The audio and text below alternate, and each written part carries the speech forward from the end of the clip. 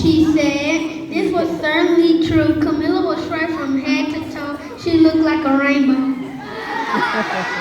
Mrs. Cream felt Camilla's forehead. Do you feel all right? She asked. I feel fine, but just look at me, Camilla answered. You get back in bed this instant. You are not going to school today.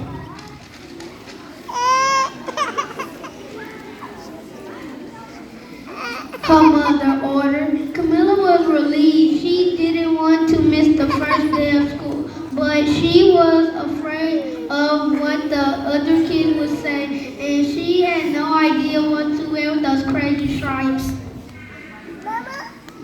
That afternoon, Dr. Bones came to examine Camilla.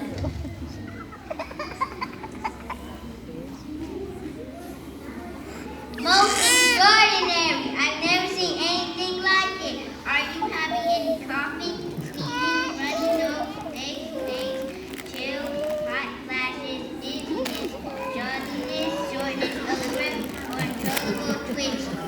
He asked. No, I feel fine, Camilla told him. Well, then I don't see any reason why she shouldn't go to school tomorrow. Here's some ointment that should clear up those stripes in a few days. If it doesn't, you know where to reach me. Dr. Bumble said, turning to Mrs. Cream, and off he went. The next day was a disaster. Everyone at school laughed at Camilla. They called her Camilla Crayon and the Knight of the Living Lollipop.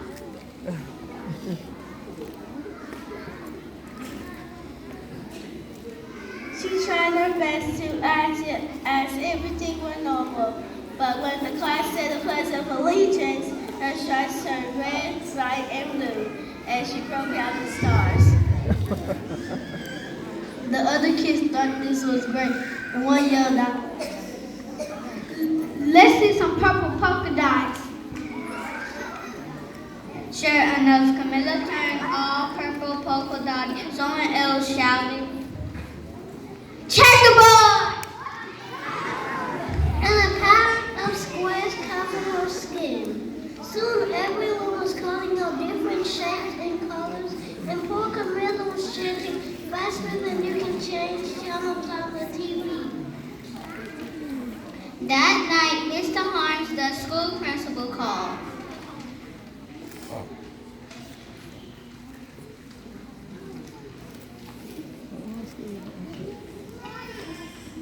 I'm sorry, Miss Cream. I'm going to have to ask you to keep Camilla home for school. She's just too much of a distraction. And I have been getting phone calls from the other parents. They're afraid.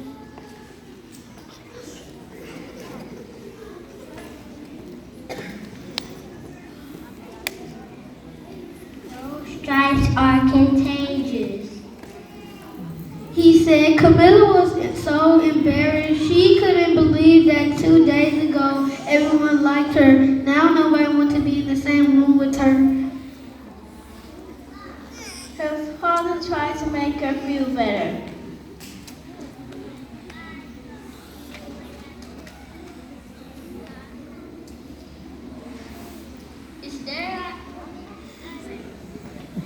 Is there anything can get you, sweetheart? He asked. No, thank you. Sighed Camilla. What she really wanted was a nice plate of llama beans, but she had been laughed at enough for one day. Well, yes, I see. I better bring in the specialist. We'll be right over, said Dr. Bummer to Mr. Cream on the phone about an hour later. Dr. Bummer arrived with 4 people in long white coats. He introduced them to the Cream.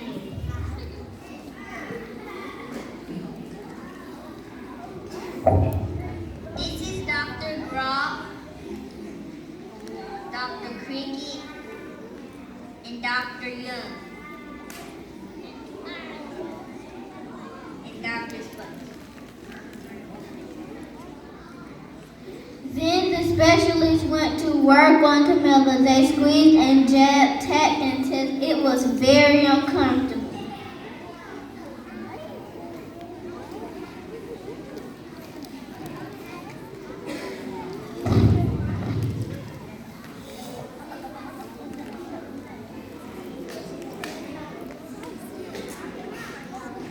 Just stop alone. Are they legal? Definitely not chicken pox or sunburn. Replied the specialist. Shakti, take one eat before bed. Said the specialist. They each handed her a bottle filled with different colored pills. Then they filed out the followed by Dr. Hunter.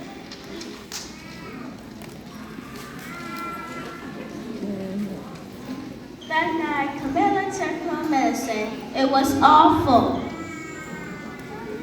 When she woke up the next morning, she did feel different. But when she got dressed, her clothes didn't fit right.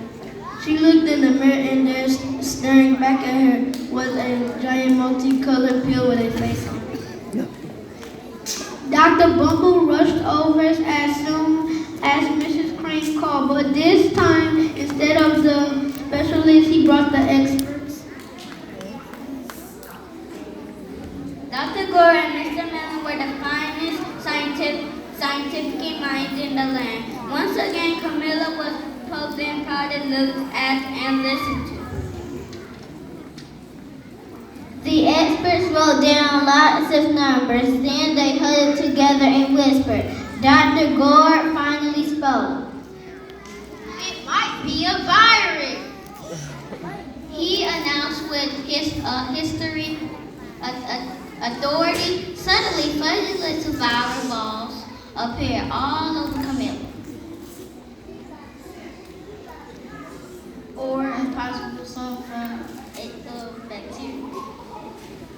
said Mr. Millen. I'll pop squiggly bacteria tails. Or it could be a fungus. Added Dr. Gore. Instantly, Camilla was covered with different colored fungus blotches. The experts looked at Camilla, then each other. We need to go over these numbers again at the lab. We'll call you when we know something, said the experts, but the experts didn't have a clue. Let's listen and hear.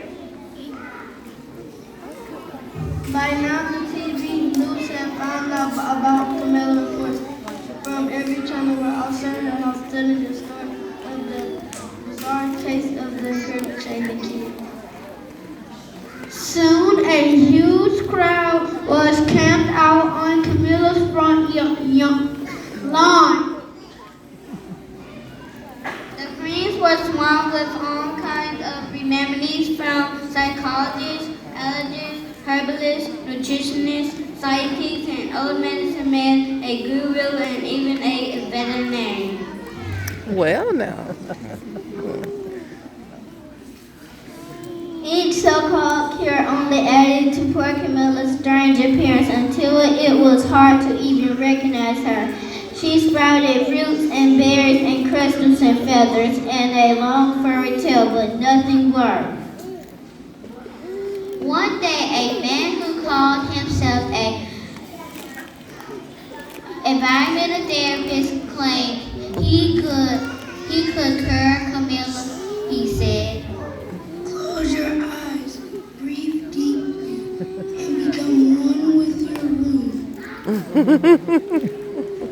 I wish you hadn't said that. Camilla groaned. Slowly, she started to melt into the walls of her room. Her bed became her mouth. Her nose was a dresser, and two panties were her eyes. The therapist screamed and ran from the house.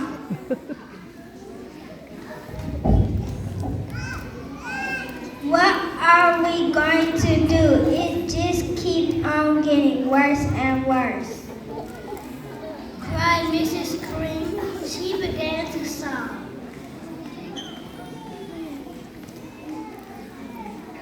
At that moment, Mr. Crane heard a quiet little knock at the front door.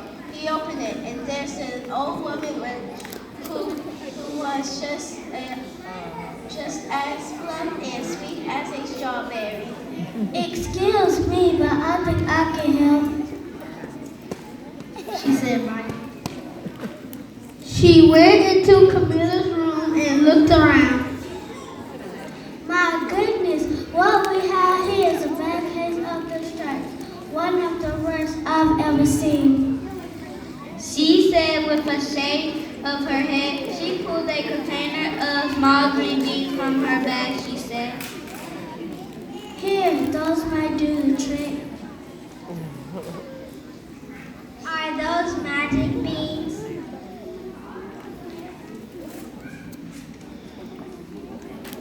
Mrs. Cream, the old woman replied. Oh my, no, there's no such thing. These are just plain old llama beans. I'll bet you'll like some, wouldn't you? She asked Camilla. Camilla wanted a heaping plate full of lima beans. More than just about anything, but she was still afraid to admit it. She said,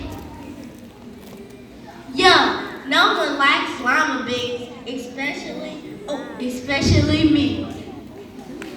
Oh dear, I guess I was wrong about you.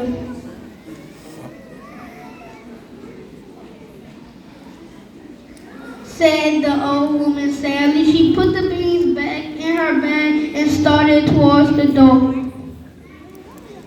Camilla watched the old woman walk away. Those beans would taste so good, and being laughed at for eating them was nothing compared to what she'd been going through. She finally couldn't stand it. Wait, the truth is, I really love lima beans, she cried. The old woman smiled, popping a handful of beans into Camilla's mouth and said, I thought so.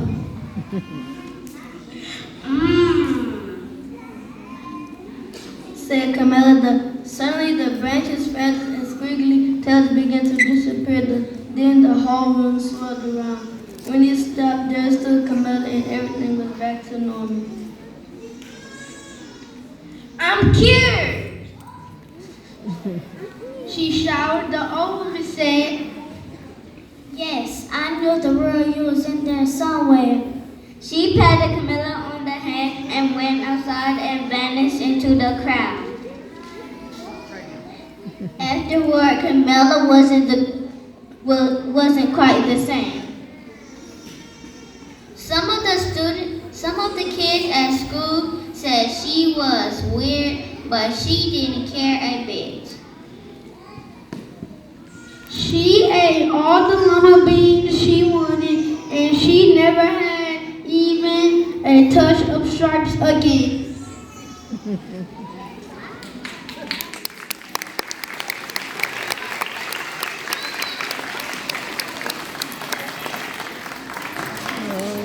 Let's give our second graders, Ms. Davis and Ms. Getwood's class, another round of applause for a job well done.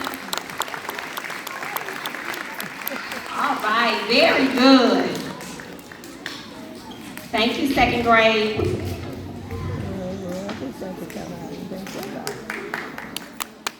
Woo! Let's give them a round of applause.